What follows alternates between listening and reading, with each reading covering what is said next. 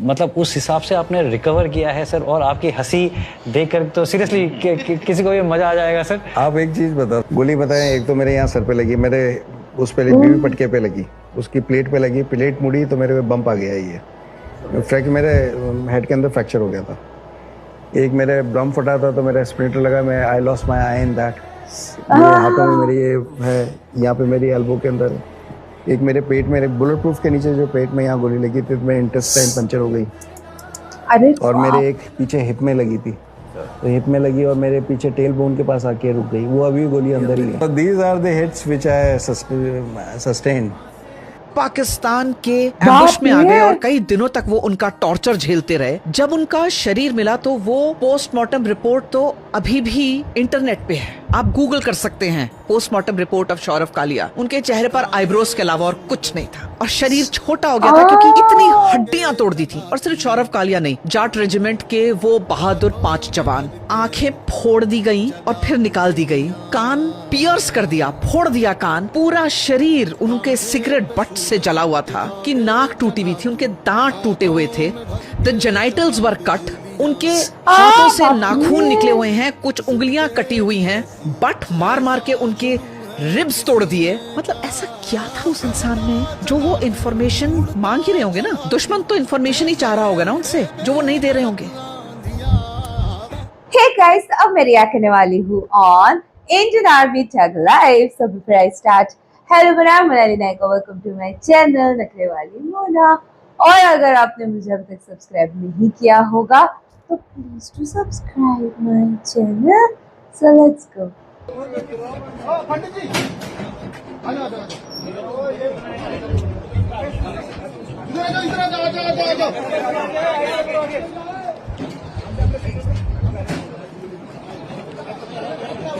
Oh my God!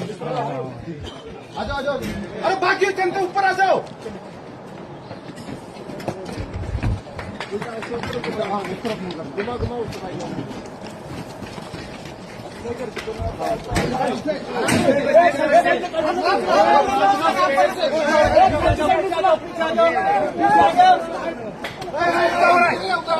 आई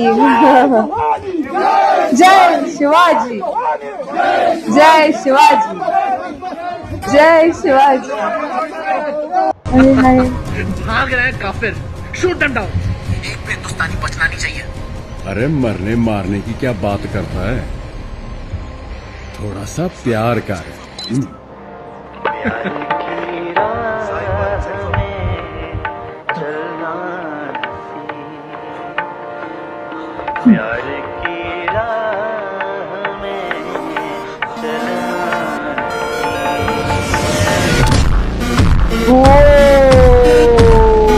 ये किस movie का सीन है? जवान और ऑफिसर बनने के लिए एडी चोटी का जोर लगाना पड़ता है। जवान भर्ती होता है ना, तो उसके लिए साल भर काम करता है आदमी, दौड़ता है 1600 मीटर। 1600 मीटर दौड़ने के बाद में एग्जाम देता है, मेडिकल टेस्ट, कच्चे तक उतर जाते हैं ना, ऊपर से लेकर नीचे तक ऐसे स्कैन किया जाता है कि आदमी भैया फौज के लिए फिट है कि नहीं है। You actually need to shed your undergarment also, है नो, टू बिकम ए फौजी जवान एंड ऑफिसर। यहाँ पे क्या है, ऐसा चाहिए फिट, आपने दौड़ना है, हथियार करना है। उसके बाद में 2-2, 3-3 महीने में, 2 साल में आदमी शहीद भी हो जाता है। ठीक है, यहाँ पे तो कोई जान का खतरा नहीं किसी पॉलिटिशियन को, बट कोई फिजिकल पैरामीटर नहीं है, कोई एजुकेशनल पैरामीटर नहीं है, कुछ भी नहीं है किसी तरह का। आपके ऊपर चाहे कितने बदनाम हो, कितने चार्जेस लगे, you can fight elections, one of the safest way. Netaji बन जाओ, उसके बाद में फिर आप अपने तरीके से काम करो। तो पूछा कि जब इतना बड़ा अटैक आ गया आपके सामने, आप सिर्फ 120, दूसरी तरफ 3500 इन्फेंट्री, 48 टैंक्स, और जब आपकी पोस्ट को घेर लिया गया तो फिर क्या हुआ? तो इस एड के सबसे मुश्किल काम यह था कि किसी को मोटिवेट करना मरने के लिए। अपने आप को तो व्यक्ति मोटिवेट कर सकता है कि मैं मरने के लिए तैयार हूँ, बाकियों को कैसे मोटिवेट किया जाए? तो उन्होंने कहा कि ये अब बात आ गई है, दुश्मन सामने खड़ा है, कोई पीछे मुड़ के नहीं देखेगा। अगर हम यहाँ से जाएंगे, लोग हमें बोलेंगे ये डर कर भाग गए। अगर यहाँ पर मरेंगे तो यहाँ पर मेले लगेंगे, यहाँ पर लोग हमारी गाथाएं सुनाएंगे। और उन्होंने कहा कि अगर यहाँ से कोई छोड़कर जाएगा तो मैं उसको गोली मारूंगा। अगर मैं छोड़कर गया यहाँ से तो तुम 120 गोलियां मारना मेरे को, और मैं ऊपर से गिनूंगा, तभी मेरी आत्मा को शांति मिलेगी।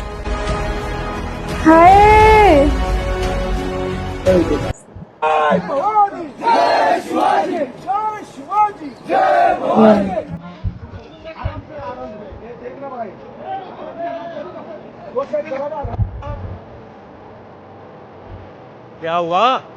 गड्डी खराब हो गई? जी पेट्रोल खत्म हो गया। पेट्रोल? जी। कोई बात नहीं। आप लोग कहाँ तक जा रहे हैं? एयरवेज तक। जी हमें कारगिल हेडक्वार्टर्स तक जाना है।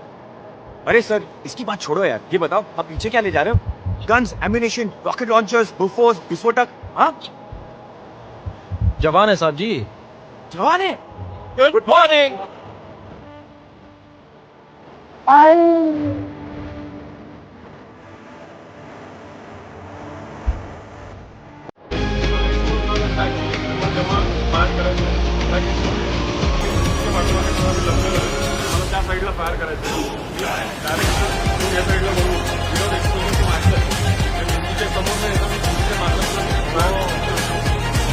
डायरेक्शन मराठी में बात कर रहे हो? सेना से ऊपर कोई आकर मुझे बोल दो कि दूसरी सेना इस वर्ल्ड की कोई भी आर्मी आके हमारी आर्मी से ऊपर है। लकी भाई एक बात, आप कोई भी चीज़ हम बोलते हैं ना वो लॉजिक बेस बोलेंगे हम। ऐसा नहीं बोल सकते कि भावना में आके मैं बोल दूं मेरा इंडियन आर्मी बहुत तगड़ी है, ऐसा नहीं है। हमने काम किया है, हम उस काम के रेफरेंस पे बोलेंगे। जैसे हमारी ये चीज़ आपने बोली, हम क्यों बोल रहे हैं चीज़, इसलिए बोल रहे हैं कि यूएस आर्मी के साथ हमारी ज्वाइंट ट्रेनिंग होती है। ज्वाइंट ट्रेनिंग बिल्कुल बिल्कुल। बांग्लादेश आर्मी के साथ पीछे हमारी ज्वाइंट ट्रेनिंग, रशियन आर्मी के साथ होती है। यूएन जाते हो तो सब मिलते ही हैं, सब मिलते हैं, उनके साथ ज्वाइंट ट्रेनिंग होती है। तब ये चीज़ निकल के सामने आती है कि हम कहाँ और ये कहाँ है। कारगिल के बारे में सर हमें बताइए। कारगिल के अंदर captain Vikram Batra, 13th battalion Jammu and Kashmir rifles, मेरी रेजिमेंट का, कंबल ओढ़े हुए था, बुक्कल मारे, ठठर ऐसे कांप रहा था। तो वो अपने सीओ के पास आया, कहता है सर लेट मी गो। कहता है डोंट बी स्टूपिड यार, तेरा बुखार है, I told you to lie down. कहता है नहीं सर आपके पास और कोई नहीं। Are you sure?